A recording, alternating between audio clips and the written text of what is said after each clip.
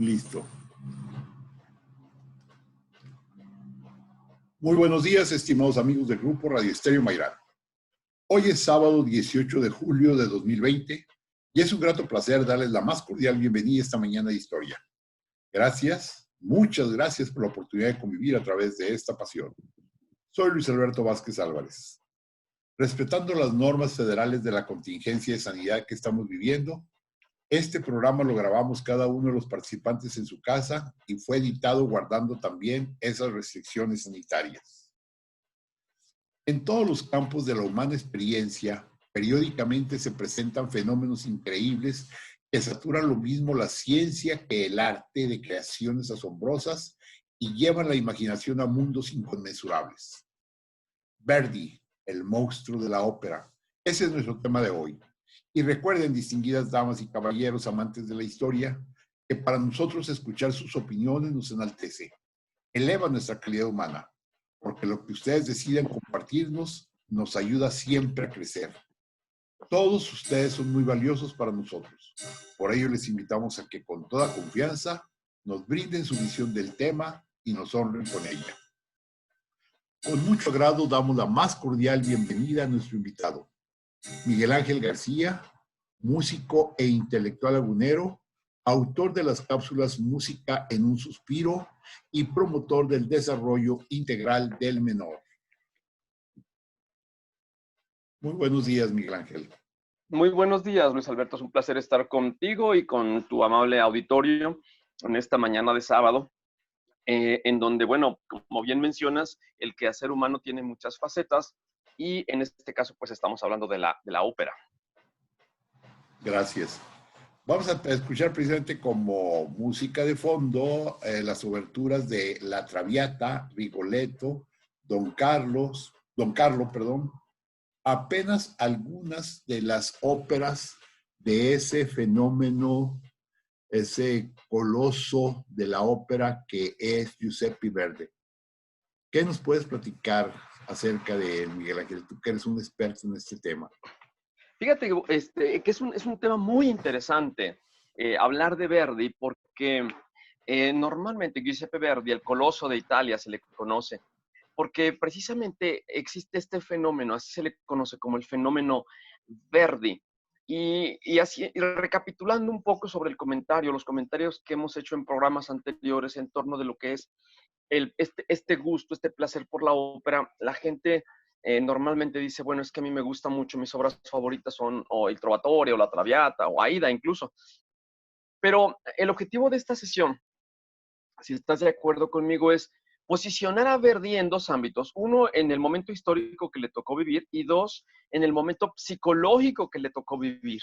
O sea, realmente la aportación que va a tener Verdi va a ser una aportación muy interesante y, dicho sea de paso, sobre todo al principio, las primeras óperas, en la primera etapa de la creación verdiana, normalmente él fue como los grandes líderes, como los grandes, gente que rompe los paradigmas, ¿no?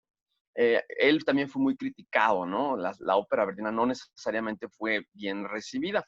Entonces, bueno, ese sería como que la tarea, ¿no? La agenda del día de hoy. En este sentido, empezamos diciendo que hablar de la ópera de Verdi es de entrada hablar de tres Verdis. No podemos unificar al Verdi al Verdi temprano, al Verdi de las obras tempranas. Existe un Verdi intermedio y existe un Verdi tardío.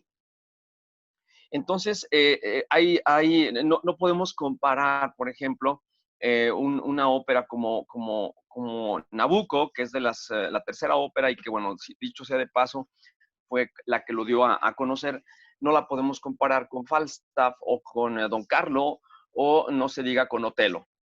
Entonces, estas son óperas que cambian totalmente, que hablan de un Verdi totalmente diferente. El uno lo escribe hacia los 21 años, bueno, su primera ópera, 21, 22 años, a los 30 años ya compone Nabucco, y más tarde, casi a los 70 años, ya está componiendo sus últimas óperas. Entonces, hay una evolución muy importante en el compositor de Verdi y sobre todo también en el momento que le toca vivir. Por lo digo, hay un elemento ahí muy interesante histórico y psicológico. Pero bueno, vamos directamente, entremos en materia. Verdi va a nacer en 1813.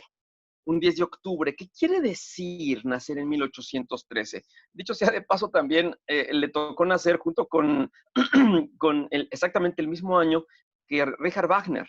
En la Roncole, en el Ducado de Parma, estaban haciendo, cerca de Baseto, estaban haciendo Verdi, y Richard Wagner en Leipzig estaban haciendo también en 1813. ¿Por qué nos llaman la atención estos dos personajes? Porque a uno se le conoce como el coloso de Italia y el otro es el coloso de Alemania. A los dos grandes colosos en la historia de la ópera van a nacer el mismo año. ¿Y qué significa, repito, qué significa nacer en este periodo? Bueno, como recordarán ustedes, desde que la ópera surgió como género, pues ha tenido diferentes vertientes. Ya hemos platicado que nace en Italia. En Italia, sobre todo, se van hacia la parte melódica. Cuando decimos melódica, estamos hablando de lo que pueden tararear ustedes. Es muy importante tener estos conceptos presentes porque ahí es donde va a venir la principal aportación verdiana. Cuando nosotros hablamos, vaya, sin entrar en teoría musical, la música se va a componer fundamentalmente de tres elementos, fundamentalmente de tres, que son melodía, armonía y ritmo. Entonces, cuando nosotros hablamos del ritmo, bueno, pues toda la música tiene ritmo, o sea, si no sería ruido, ¿no? Estamos hablando de elementos rítmicos, es 1, 2, 3, 1, 2, 3, 1, 1, 2, 3, 4, 1, 2, 1, 2, 1, 2, 1, 2. Es digamos que la parte rítmica. Cuando entramos en el elemento de la melodía es eso que te puedes llevar después de escuchar una pieza.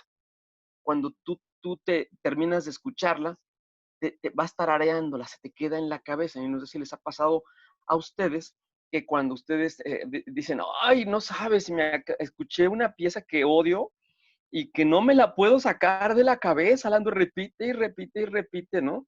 Esta es la melodía. ¿Por qué estoy diciéndoles todo esto? Déjenme adelantarme, por favor. Les estoy diciendo todo esto porque al final Verdi va a romper con la melodía. Por eso es muy importante tener estos elementos presentes. En las últimas óperas, sobre todo en Falstaff, va a empezar a romper con el elemento melódico. ¿Cómo lo va a hacer? Bueno, a eso voy a llegar, pero por eso quiero justificar lo que estoy diciendo en este momento. Bueno, entonces, tenemos la parte melódica, que es esta línea. Digamos, y si me permiten la comparación, melodía es a la música como una frase es a la lengua, ¿no? A un idioma escrita o hablada. Yo ahorita estoy diciendo una frase, hay una línea, ¿no? Conceptual. Y también en la música existe una línea. Esta línea es la melodía. Es un elemento horizontal. Es lo que se le conoce en música como la horizontalidad. La parte de la armonía es la parte vertical, es digamos que la parte de la perspectiva. Si habláramos de perspectiva en términos visuales, la armonía sería la perspectiva. ¿Esto qué quiere decir? Poner diferentes voces o diferentes sonidos al mismo tiempo. Bueno, mencionamos esto porque los italianos típica y tradicionalmente se van a caracterizar por tener un desarrollo melódico muy fuerte en el sur. En Alemania, ya habíamos dicho, viene esta parte, digamos, del desarrollo armónico. Es el hecho de poner uno sobre otro, poner sonidos y o melodías una sobre otra, ¿no? Por eso es el elemento vertical. Entonces, a manera de síntesis, podemos decir que tanto en la melodía tanto en la ópera como en la música instrumental, estamos hablando de estos dos elementos. Al sur normalmente tiendes a ser más horizontal, al norte tiendes a ser más vertical. Esto va a pasar, nos vamos a pasar todo Mozart, Haydn, bueno, obviamente como compositor operístico, Beethoven, Carlo Maria von Weber, y ya entramos directamente en el siglo XIX. El siglo XIX va a ser reconocido en la historia como el siglo del romanticismo. El romanticismo como tal va a caracterizarse por, o sea, todo lo que son los elementos románticos. Romántico quiere decir, viene del francés roman. Roman en francés quiere decir novela. Cuando estamos hablando de romanticismo, no estamos hablando de corazoncitos y de besitos. Estamos hablando de estas expresiones humanas que tienen que ver con la actitud caballeresca y fantasiosa del Renacimiento. O sea, si ustedes quieren pensar en romanticismo, tráiganse por favor al Quijote de la Mancha. Oye, pero ese fue el siglo XVI. Sí, precisamente por eso. El romanticismo lo que se encarga de hacer es traer todos los elementos caballerescos, fantasiosos, de fantasía, ¿no? Que vienen de esta época y los presentan precisamente a través bien de la ópera o bien de la música. Por eso podemos hablar de brujas, por eso podemos hablar de Cenicienta con Rossini, por eso podemos hablar de elementos que tienen que ver fundamentalmente con el explotar de los sentimientos humanos. Eso es el romanticismo. Entonces, Verdi van a ser precisamente en la cuna del romanticismo. O sea, en el momento en el que el romanticismo empieza a despegar como tal, que son los principios del siglo XIX, ahí es en donde va a entrar precisamente el nacimiento de Verdi. Ahora, cuando estamos hablando del romanticismo, estamos hablando de, otra vez, de una serie de sentimientos, de amor, de odio, ¿no? De pasión, y que tienen que ver no nada más pasión con el ser amado, sino que también es con la humanidad, sino que también es con la nación. Por eso el siglo XIX también, ya bien entrado el siglo XIX, también vamos a entrar con los elementos del amor a la patria. Uno de los principales, quizá el músico que más se manifiesta en torno de lo que es el amor a la patria, o un gran patriota, va a ser Verdi. O sea, Verdi va a ser un gran patriota, casualmente. Y cuando estoy hablando de esto, y por eso me llamó mucho la atención la introducción que hacías, Luis Alberto, al principio de este programa, es que precisamente la historia, ¿no? La historia nos va marcando momentos. Y fíjense ustedes, cómo buena parte de los movimientos independentistas en América se van a dar a finales del siglo XVIII, perdón, a finales del siglo XVIII y principios del siglo XIX. ¿No? Son todos estos movimientos independentistas, que es precisamente el amor a la patria, el tratar de encontrar una unidad como tal. Bueno, Verdi va a ser precisamente uno de los principales responsables de poder generar esta unidad. Tan es así, y voy a mencionarlo porque después me voy a clavar en la parte de la música, que él va a ser después nombrado senador vitalicio. O sea, él va a tener un cargo político al final de su vida, va a ser un senador vitalicio que si bien no va a tener acceso a tomar decisiones propiamente políticas o de Estado, sí va a formar parte del Congreso y va a ser reconocido como tal, ¿no? O sea, como un elemento, digamos, ya de la nueva Italia. Él cuando nace, él incluso, su acta de nacimiento está dictada en francés, porque todavía esta región, Parma, no nada más Parma, en general todas Italia, lo que hoy conocemos como Italia, el norte de Italia principalmente, estaba partido en puros pedacitos. Se lo estaban distribuyendo entre austriacos y franceses. Entonces, los italianos como tales no existían. Se estaba buscando esta unidad italiana. Y ahí es cuando va a entrar Verdi. Ahora bien, cuando entramos en el concepto propiamente de la ópera verdiana, él va a ser un eslabón. O sea, cuando pensemos en Verdi, pensemos en un eslabón. Y es el eslabón que hay entre lo que es el bel canto y la ópera verista. El bel canto tiene como principal característica la voz. Lo más importante en el bel canto, en el belcantismo, es, primeramente, fíjense, es una línea melódica, es decir, una melodía que puedas tú tararear, que sea pegajosa. Pensemos, ya platicábamos la sesión anterior, Donizetti, Bellini y Rossini. Ellos nos van a presentar líneas melódicas sumamente bien trazadas, sumamente bellas, sumamente pegajosas. Y aparte, tú debes tener un talento, ¿no? Un atributo como cantante muy brillante para poder hacer una ópera de bel canto. De ahí su nombre, el belcantismo. Entonces, la primera ópera o las primeras tres óperas de Verdi van a ser de alguna manera belcantistas y su tarea va a ser precisamente salirse del belcantismo para entrar de una forma muy lenta y ordenada a lo que es el verismo.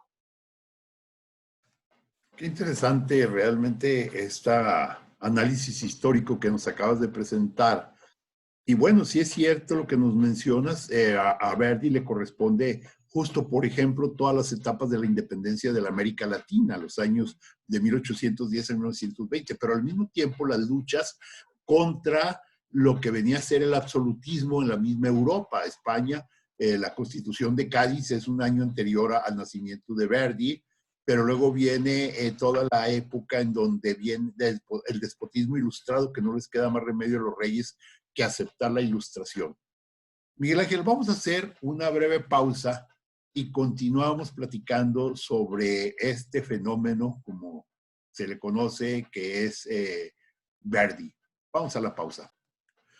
Regresamos a Diálogos con la Historia. Estamos platicando con Miguel Ángel García, músico e intelectual lagunero, y él nos está platicando acerca de Verdi, Giuseppe Verdi, el más grande compositor, por lo menos el más conocido de los compositores de la ópera. Estamos escuchando precisamente algunas de las oberturas de las más conocidas, La Traviata, Rigoletto, Don Carlo. Pero bueno, ya nos seguirá platicando Miguel Ángel más acerca de esto. Adelante, Miguel Ángel, gracias. Gracias. Bueno, decíamos que Verdi le va a tocar vivir este momento en Italia que es conocido como el Risorgimento o el resurgimiento propiamente de lo que hoy conocemos como Italia, porque, bueno, la pobre de Italia, digo pobre poniéndome en el papel de los italianos, ¿verdad? Estaba siendo hecha un sándwich, estaba siendo prensada por los intereses franceses y austriacos. Entonces, en el momento en el que él nace, pues son momentos muy convulsionados. Él va a nacer un 10 de octubre, decíamos, de 1813 en La Roncole. Es un pueblito muy cerquita de Busseto, que es nuestra ciudad pequeña, en el Ducado de Parma. La formación que va a tener Verdi, esto es súper interesante, porque normalmente pensamos y hablamos de un Verdi o de un Beethoven o de muchos músicos o de Mendelssohn, ¿no? Y todos estos músicos fueron virtuosos. Imagínate que llegas con este niño, él va a ser hijo de un tendero, de un tendero de una familia, pues de un hombre muy conservador. De hecho, la Roncole también lo va a criticar, Busseto lo va a criticar después mucho por las prácticas que va a tener con una soprano que tiene más grande, pero bueno, esos son chismes. Él le va a regalar una espineta viejita, ya de segundo uso, se la va a regalar el papá de Verdi a Giuseppe, y entonces Giuseppe empieza a tocarla. Una espineta, para los que no estén familiarizados con esto, hagan de cuenta que cuando nosotros tenemos el piano, ese piano, es un piano, hoy se venden los famosos pianos electrónicos, que son chiquitos, son pianos pequeñitos que puedes llevar a todas partes, ¿no? Digamos que son pianos portátiles. Bueno, la espineta es algo parecido. Una espineta no es un clavecín, no es un clavicordio, pero pues es un instrumento que tiene obviamente teclas y es relativamente pequeño y es relativamente barato. Entonces, bueno, este instrumento se lo regala el papá a Verdi. Verdi empieza pues a medio tocar algunas cosas por ahí. Barezzi, que es un empresario, lo ve y le dice, oye, pues te voy a llevar a Busseto. Lo saca de la Roncole, se lo lleva a Busseto y le dice, te voy a empezar a dar algunas clases. Y entonces ahí en Busseto él se hace, no nada más le dan clases, le empiezan realmente a dar clases y también lo convierten en organista y también lo convierten en director de orquesta de la pequeña orquesta, vaya, local. Lo más interesante es que dicen, bueno, pues ya está nuestro músico. Entonces la gente decía, bueno, ya está el gran Verdi y ahora es momento de que vaya a la capital a probar suerte. Y entonces, como de alguna manera Barezzi le va a conseguir, siempre digamos que fue como su protégé, le va a conseguir una beca, por así decirlo, y lo va a mandar a Milán. Ahí en Milán, imagínense nada más, ya para este entonces tiene 18 años Verdi, llega a Milán y pues se encuentra con dos situaciones. La primera de ellas es que si bien había sido ya el director de orquesta de su localidad en Busseto, y si bien ya medio tocaba el piano, se da cuenta con que tenía dos grandes obstáculos. El primero de ellos es que su formación teórica musical era nula, era muy pobre. Y segunda, era pésimo pianista. Lo más interesante es que el coloso, el compositor más importante de Italia en el siglo XIX, lo reprobaron en el examen de admisión del conservatorio. Él llega a Milán, hace su examen de admisión al conservatorio, lo reprueban y no puede entrar. Por cierto, pregunta de maratón. ¿Cómo se llama cómo se llama el actual conservatorio de Milán? La respuesta, Giuseppe Verdi. Entonces, él nunca pudo entrar al conservatorio cuyo nombre es Giuseppe Verdi. Entonces, este es uno de las notas más interesantes. Entonces, él, imagínense, sale en esas condiciones pues muy triste. Él se queda ahí a estudiar, ahí como puede, deambulando, medio trabajando, haciendo chambitas por aquí, por allá. Regresa después a Busseto y no obstante no haber tenido éxito en Milán, él regresa y va a regresar a hacer dos cosas. La primera es que pues llega a casarse con la hija de su protector, con Margherita Barezzi. Él se va a casar con ella, es un jovencito, va a tener dos hijos con ella. Y por un lado. Y por otro lado va a escribir Oberto. Oberto va a ser su primera ópera.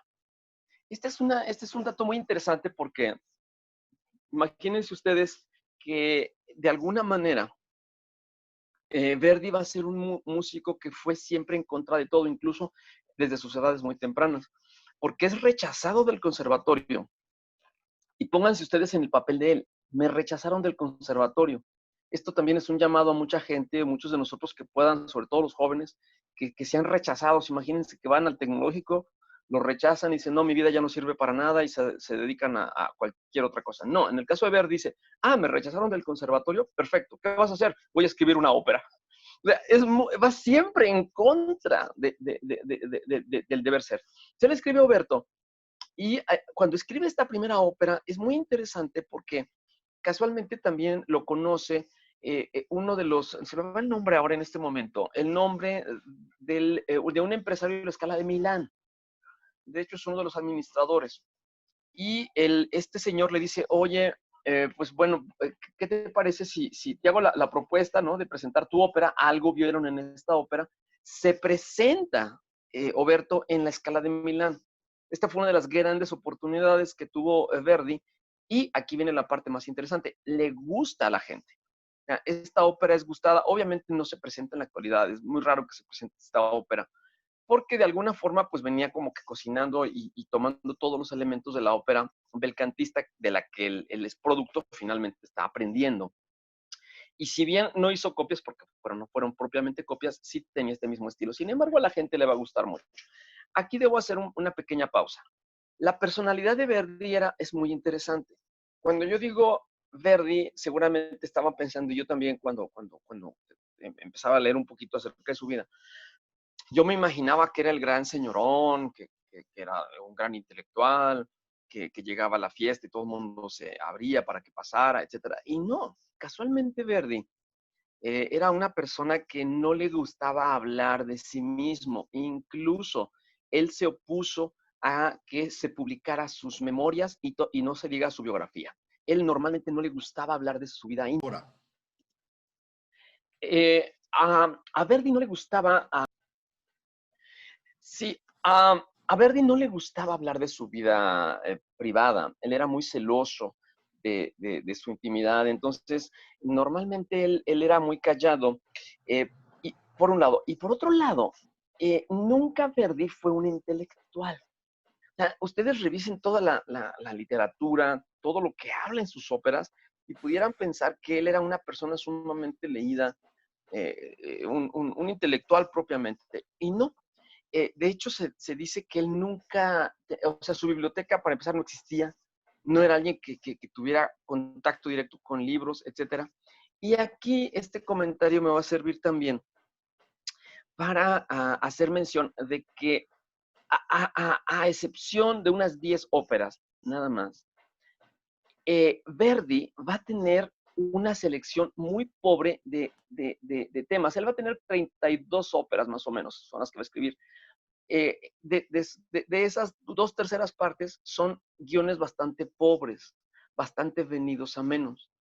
Sin embargo, aquí lo más importante de esto no es lo que se dice, sino más bien cómo lo está diciendo. O sea, aquí ya lo importante no eran los guiones, no eran las historias de las óperas, sino más bien cuál era la propuesta que iba a tener. Entonces, bueno, dicho lo anterior, era para mencionar esta imagen de Verdi, ¿no? Que no era un intelectual, que no era una persona, digamos, con conocimientos muy profundos en cuestiones de cultura o de análisis filosóficos, etcétera. Sin embargo, llama mucho la atención porque precisamente Verdi va a pasar, y la ruptura del Verdi tardío sobre todo, va a ser alguien que a través del terreno de la música nos va a presentar precisamente esto, que en el simple hecho no lo podemos ver, que en el análisis de la personalidad propiamente no lo podemos ver. O sea, no era una persona con la que tú pudieras platicar y te hiciera una discusión sobre Luisa Miller o sobre Don Carlos o sobre Giovanna d'Arco, ¿no? O Juana de Arco, etcétera. No lo podía hacer. Sin embargo, a través de su música sí lo hizo. Bueno, eso por un lado. Por otro lado, digamos, esta condición de no intelectual de Verdi hizo que de alguna manera él pudiera conectar con el público. Recuerden que hace un momento nosotros decíamos que Verdi era uno de los principales promotores de la unificación italiana.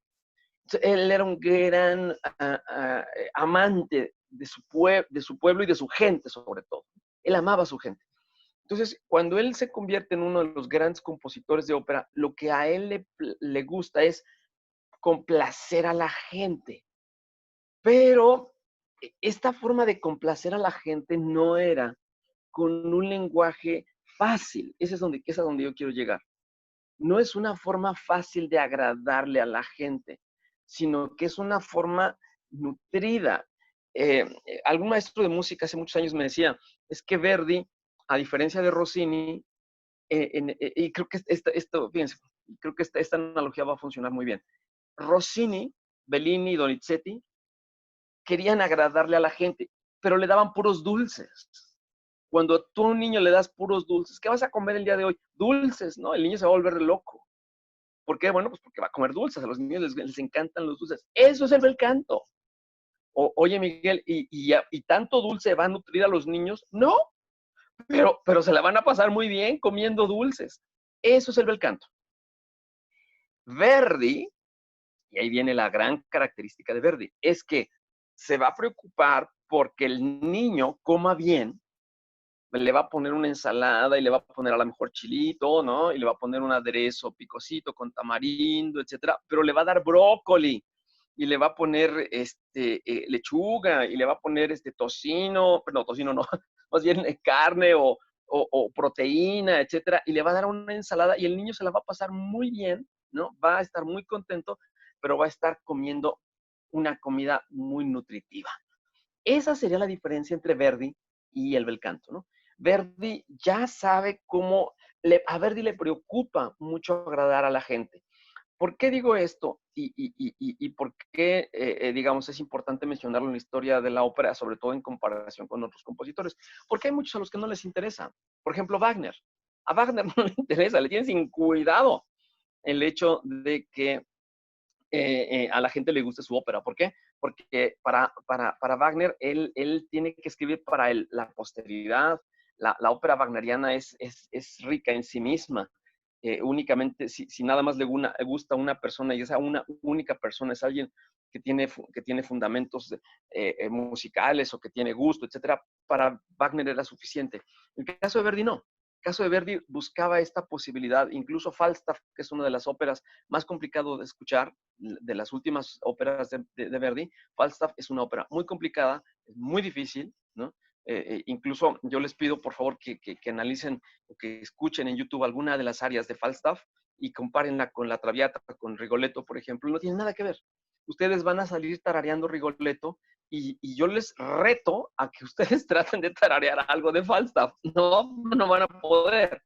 Y estamos hablando de lo mismo. Sin embargo, las dos óperas fueron muy, muy gustadas. Bueno, decíamos entonces que Eh, Verdi compone su primera ópera y se casa con Margarita Brezzi. Tiene éxito en Scala de Milán. Pero entonces lo mejor y lo peor estaba por venir. Pero no quisiera decirles esto porque ya hicimos como que un pequeño preámbulo. Mejor, ¿por qué no hacemos una pausa? Claro, vamos a una pausa, gracias, Miguel. Vamos a una pausa y continuamos platicando sobre Verdi. Vamos a la pausa. Regresamos a Diálogos con la Historia. Estamos platicando con Miguel Ángel García, músico e intelectual lagunero, autor de las cápsulas Música en un suspiro y promotor del desarrollo integral del menor. Y estamos hablando de ese coloso que fue Giuseppe Verdi. Nos estabas platicando ya un poco sobre la vida de Verdi, se casó, pero decías que hubo algo maravilloso, pero al mismo tiempo hubo algo pues no tan maravilloso. Sí, y fue el hecho de que, bueno, lo maravilloso que su primera ópera fue estrenada en la Scala de Milán. Eso fue algo maravilloso porque pues, era un jovencito que había sido rechazado del conservatorio, entonces imagínense nada más esto. Pero lo que no fue tan maravilloso es que a los 2 años de casado, él va a perder a sus 2 hijos y también a su esposa. Van a morir los tres. Y entonces, imagínense, pues esto le va a pegar muy fuerte psicológicamente. De hecho, hay mucha correspondencia en donde se dice que él estaba totalmente dispuesto a dejar de componer, de escribir. No era para menos el impacto emocional que esto representaba. Sin embargo, y por influencia de amigos, etcétera, empieza a componer, empieza a escribir, y entonces entra su primera gran ópera. Con esta ópera, decíamos, ese es el eslabón, es el punto de quiebre entre lo que va a ser, vamos a llamarle así, de las últimas óperas belcantistas, en donde ya entramos en lo que es un drama musical. Y estamos hablando de Nabucco, o de Nabucodonosor, que digamos es la parte corta, digamos, ¿no? Cuando hablamos de Nabucco, estamos hablando fundamentalmente aquí de un Verdi que es muy jovencito, pero que ya tiene un enfoque en donde, si bien sí existe, sí se le considera una ópera belcantista, es decir, hay ciertas líneas melódicas muy claras y muy pegajosas, él empieza a ampliarlo, es lo que se le conoce. Nabucco se le conoce como la ópera belcantista ampliada. ¿Qué significa esto? Que es una ópera que es fácil, muy fácil de escuchar, es muy gustada, pero aparte es una ópera que tiene un nivel de profundidad en los sentimientos y sobre todo también en la orquesta. Aquí la orquesta va a estar muy equilibrada. Lo que no se dice con la palabra se va a decir con la música, cosa que no necesariamente pasaba en el belcantismo. El belcantismo, como su nombre lo dice, lo más importante era la voz y la orquesta simplemente era el acompañamiento. En el caso de Verdi, ya vamos a tener una voz muy nutrida, una voz muy sentida, pero también un lenguaje orquestal bastante, bastante consolidado. Aquí viene esta de las áreas más conocidas, Va Pensiero, donde viene este coro, es un coro de judíos que claman por la libertad. Este es un himno. Va Pensiero, no, no, no. Es un coro, ¿no? Muy pegajoso, sumamente pegajoso. Ustedes pongan así, Va Pensiero, pónganlo en YouTube, escúchenla, y inmediatamente las primeras 3 notas, ya sé cuál es. O sea, es muy, muy fácil, es muy, muy, muy, muy conocida esta pieza. Esta va a ser utilizada sobre todo por los italianos que están buscando la unidad. Ellos están hablando y hay muchos comentarios que hablan en torno de este movimiento propiciado por Verdi, en donde dice: señores italianos, pónganse las pilas, nosotros podemos romper con el yugo austriaco-francés. ¿No? Y es una invitación. Claro, nunca se dice Austria, nunca se dice Austria, nunca se dice Francia, pero, y tampoco se dicen que son judíos. Lo que sí se dice es que ustedes italianos tenemos que unirnos para romper con el yugo. Y es un mensaje muy fino que manda Verdi a través de Nabucco. Nabucco la gente se vuelve loca con Nabucco. Empieza a tener una cantidad así impresionante de representaciones y esto obviamente lo posiciona ya hacia los 29 años. Tenía 29, 30 años cuando se estrena esta ópera, y en ese momento se convierte en el gran compositor italiano. Es bien importante mencionar porque no va a tener nadie que se le acerque a Nabucco. O sea, nadie se va, perdón, a Verdi. Nadie se le va a acercar en todo el siglo XIX como compositor operístico. No va a haber un compositor italiano, compositor de ópera que se le acerque. El otro gran compositor que tenía un impacto muy grande en ese momento era Meyerbeer, Jacques Meyerbeer. Pero este compositor lo que tenía en París es que sus óperas eran muy, voy a decirlo así con todo el tacto posible, no se me vayan a sentir, eran muy hollywoodenses sus óperas, muy de estas óperas de Broadway, ¿no? Mi esposa me critica mucho porque me dice que yo soy muy anti-Broadway.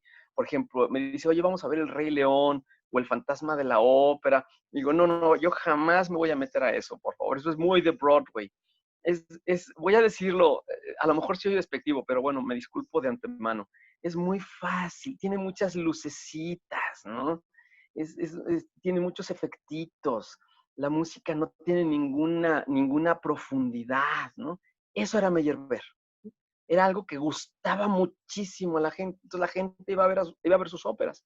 Verdi no. Verdi era mucho contenido y no era una obra, digamos, simplona, ¿no? No era una puesta en escena simplona, sino con mucho fundamento y sobre todo con mucha búsqueda psicológica. A todas estas después vinieron varios caídas. No vamos a decir que todas las óperas de Verdi fueron un éxito. Sin embargo, después de todas estas subidas y bajadas, va a caer otra gran ópera que va a ser Macbeth, basada en el Macbeth de William Shakespeare, esta tragedia. Aquí la parte más interesante es de que, como era ya muy conocido Verdi, llegaban a él pues sopranos y cantantes, ¿no? Pidiéndole una oportunidad. Hay una parte en donde él escribe y dice, es que aquí me están llegando muchas cantantes, me están llegando cantantes que cantan muy bonito y que son excelentes actrices, que son muy guapas, muy bellas. O sea, por un lado son muy guapas y bellas, que tienen mucho talento y que tienen una voz muy pura. Y dice, yo no quiero eso. Yo quiero en Macbeth, yo quiero precisamente a alguien totalmente opuesto. Quiero a alguien no nada más feo, quiero a alguien deforme.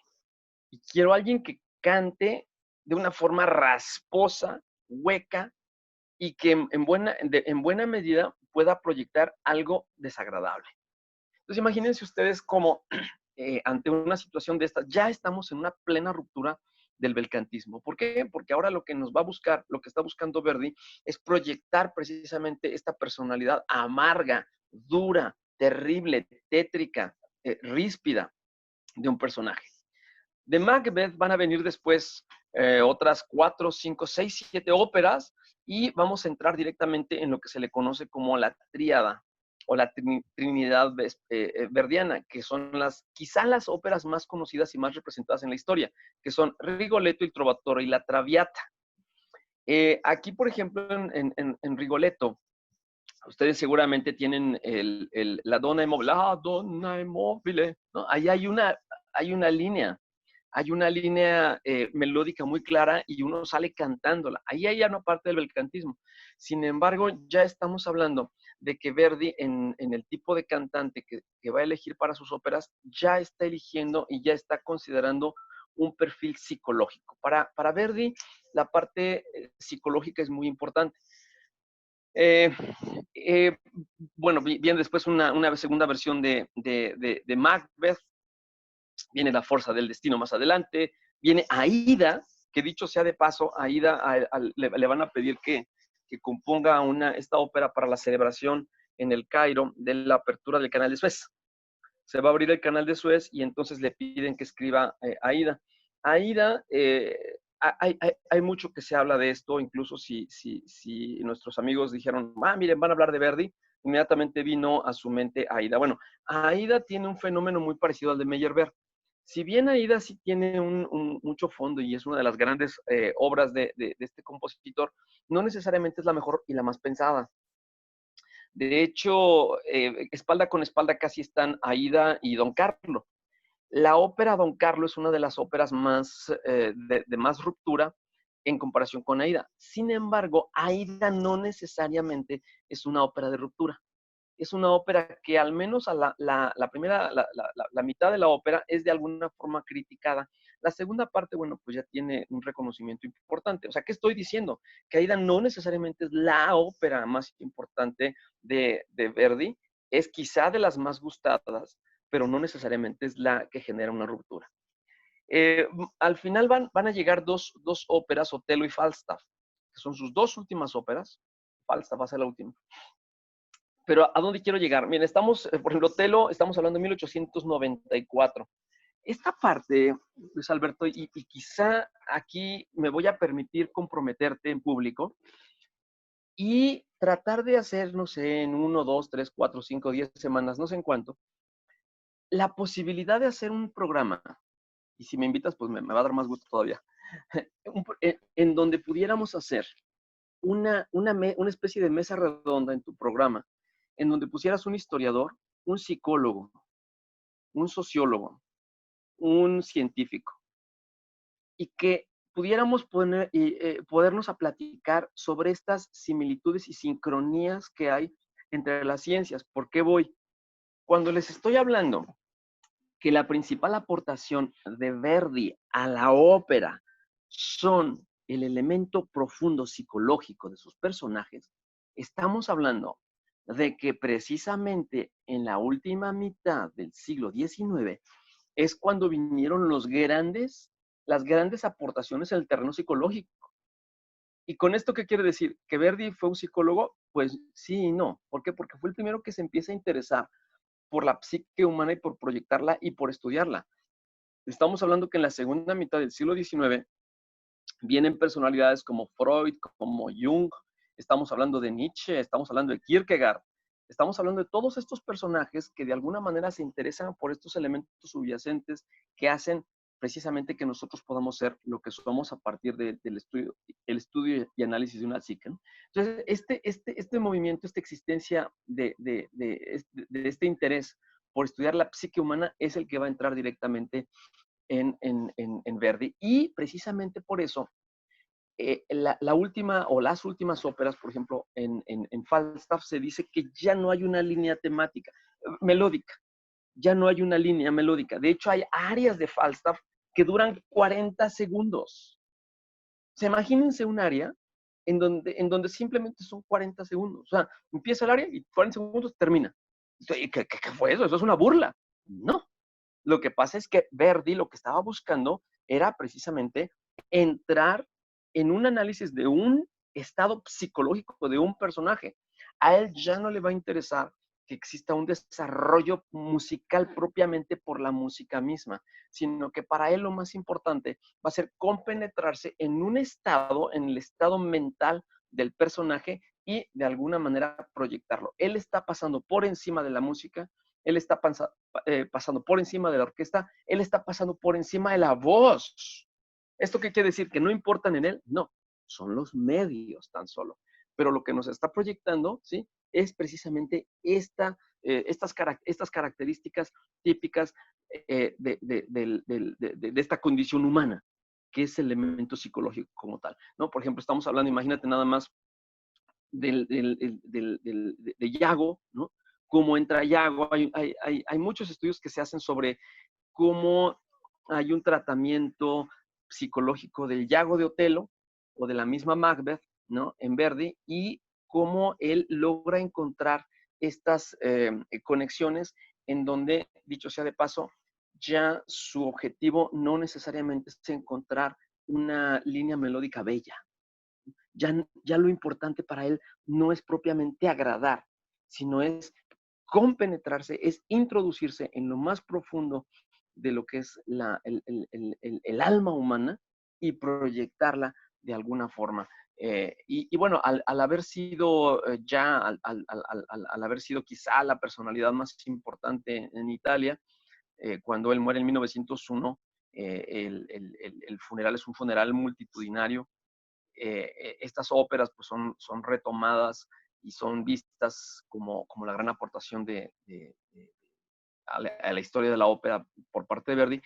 Y fíjate, no necesariamente en la actualidad estas óperas son tan gustadas y tan proyectadas, ¿eh? O sea, no son tan populares.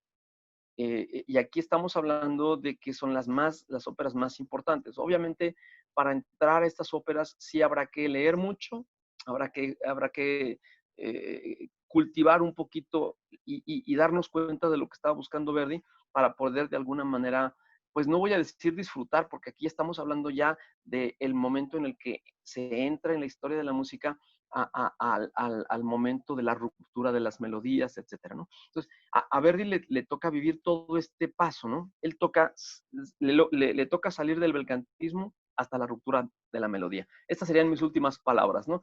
Le toca salir y romper el belcantismo y también termina rompiendo la melodía. Muy interesante, realmente muy atractivo. Yo pienso que, como dijiste hace un momento, es muy corto el tiempo, se nos quedan muchas cosas en el tintero, habría muchas preguntas que hacer sobre Verdi. Por ejemplo, la capacidad de hacernos leer, por ejemplo, a Shakespeare, porque varias de sus obras provienen de Shakespeare, la Traviata de la Dama de las Camelias, cómo va generando todo eso. Pero además, algo que creo que queda muy en la mesa para analizarlo en esa mesa redonda que propones, que se me hace excelente y que creo que sí podemos realizar, sería su participación en la unificación de Italia, que eso es determinante. Yo no sé si en la máquina de escribir, aquel monumento fabuloso a Víctor Manuel, que está al final Sí, de sí, la sí. plaza del Paseo del Corso, si allí Sí, está sí, sí. Verdi. Yo pienso que debería estar allí Verdi, es decir, junto con Víctor Manuel. Fíjate que te la debo, ahí sí me agarraste en curva. Déjame cigarro, no sé dónde esté. Supongo que sí. No sé. Ahí sí te la debo. Pues, Miguel Ángel, muchísimas gracias. ¿Qué tendríamos para el próximo sábado? Pues hay dos opciones. Dos opciones. Lo que ustedes me digan. Podemos hacer un análisis de cualquiera de las tres óperas de Verdi, que se me hacen muy interesantes. Obviamente sería Falstaff. A mí me encantaría meternos con Falstaff, porque es hablar de Shakespeare y de Verdi. Eso sería muy interesante. Y por otro lado, entraríamos directamente con Wagner. Ahí estarían las dos, Bueno, pues las dos opciones. tú decides. Si quieres, seguimos con Verdi ya que estamos aquí.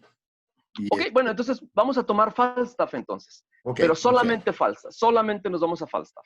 Perfecto, excelente. Pues muchísimas gracias. Gracias a Miguel Ángel García. Muchas gracias a mi compañera Claudia Martínez Martel, la coordinación general de este programa y su voz en el dato histórico. Gracias a Roberto Ríos en la dirección y edición de grabación de este programa y a ustedes, estimados amigos, los esperamos el próximo sábado 25 de julio. Muy buenos días, muchas gracias, muy feliz fin de semana.